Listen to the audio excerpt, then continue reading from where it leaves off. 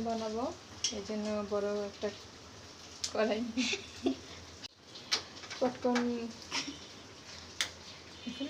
আমি একটি কড়াই নিয়ে নিয়েছি, এটার ভিতরে পপকর্ন ভাজবো। চুলাটা অন করে নিলাম, এখন অয়েল দিয়ে নেব। পরিমাণ মতো অয়েল দিয়ে নিলাম। অয়েলটা গরম হলে আমি পপকর্ন দিয়ে দেব কেটে। এই যে দেখেন আমাদের পপকর্ন। পরিমাণ মতো লবণ দিয়ে নিয়েছি। এই যে আমাদের পপকর্ন বাজার থেকে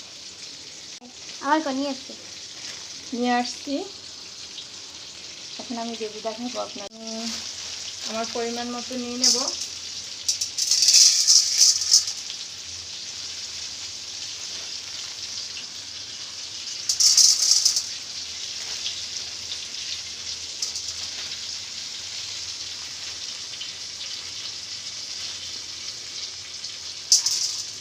ঢাকনার সাহায্যে ঢেকে দিলাম। পপকর্নটাকে আমি নেড়ে চেড়ে দিব। ফুটতে শুরু করেছে।